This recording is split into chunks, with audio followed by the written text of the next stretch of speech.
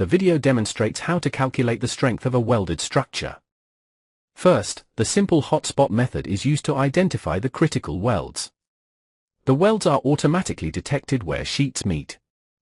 The stresses in the elements are determined and exported from Femap using the WinLife macro. The stresses in the shell elements are written to an LST file for use in WinLife. The load case is selected.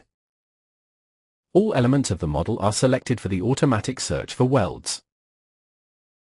The user would also have the option of specifying a weld line themselves, but this will not be used at this stage. The export is carried out.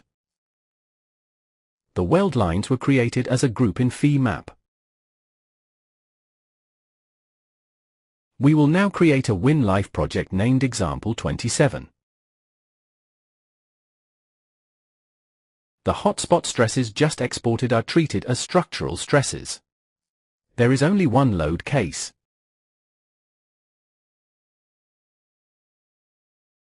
The material S355JR is selected from the FKM database. We intend to carry out the verification in accordance with the FKM Guideline, 7th edition, from 2020. We will now use the SN curve generator and enter a few more values. The load on the welds is unknown to us. We therefore select bending, as this is the more general form of loading. We will also enter the values shown here. We set the safety factor to 1 here in order to carry out a realistic estimation of the service life. For this reason, the failure probability is also converted to 50%. In example 27 of the WinLife help section, a comparison is made between the calculated service life and the service life derived from experiments cited in the literature.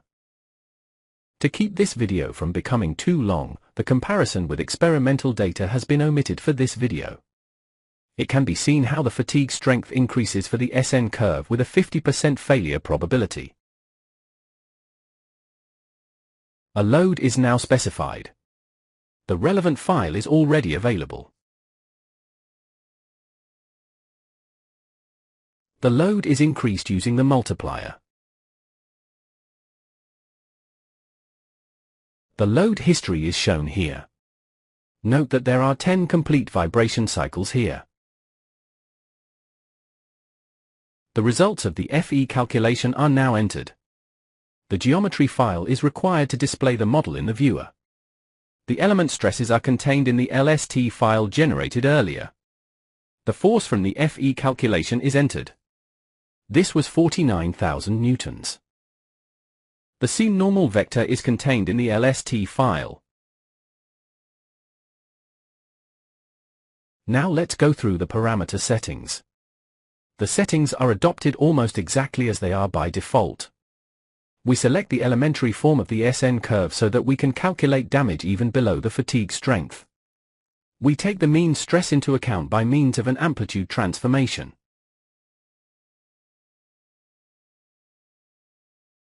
The residuum is used to account for non-closed cycles in the service life.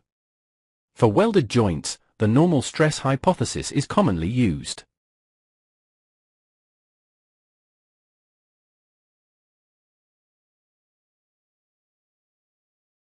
The fatigue life calculation is started.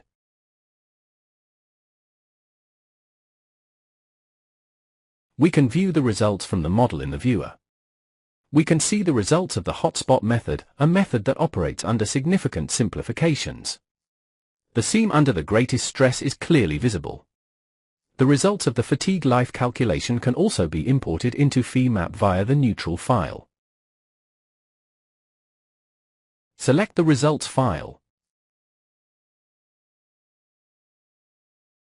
Now specify the output values to be displayed. Although the calculation using the hotspot method was quick, it was inaccurate. The aim was to identify the welds with the most damage. In a more finely meshed model, nodes are placed at defined locations upstream of the weld to apply the structural stress method. The WinLife macro in Femap is used to determine the stresses at the desired nodes and to extrapolate these stresses to the weld. Quadratic extrapolation is carried out using 3 nodes in each case.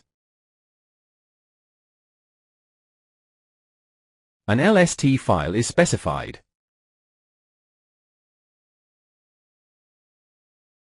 The load case is selected. At this point, it is easy to see how the method works. The node groups are selected in turn at intervals of 4 mm, 8 mm, and 12 mm. We have just seen these 3 node groups highlighted in the model. We want to create another WinLife project for the structural stress concept. Here, we create the new project by copying an existing one. We need another project. And the FE data needs to be modified. The letter C in the project name is a counter and will be replaced by numbers. The procedure is now very similar to that of the previous project. The geometry file must be replaced because a different finite element mesh is being used. The new LST file is entered for the stresses and for the normal vector.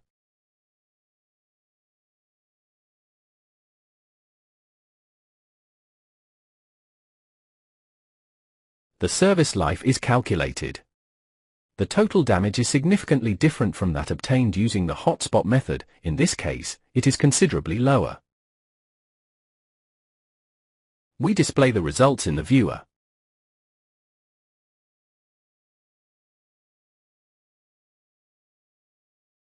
Now let's import the FE results file directly into WinLife. This is the OP2 file. The interface is configured accordingly.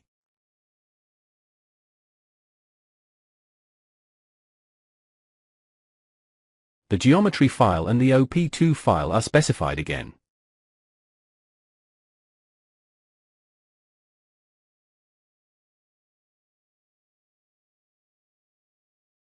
The FE force used in the FE calculation is also specified here. As you can see, there are many methods available for determining stress. We want to select quadratic extrapolation for the structural stress analysis method. The distances between the stress points are absolute millimeter values of 4, 8, and 12 millimeters. Incidentally, there is no need for nodes to be located at these points. WinLife determines the stress values by interpolation.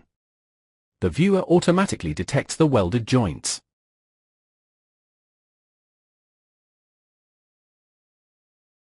We will calculate the same weld as before using the WinLife macro from Femap.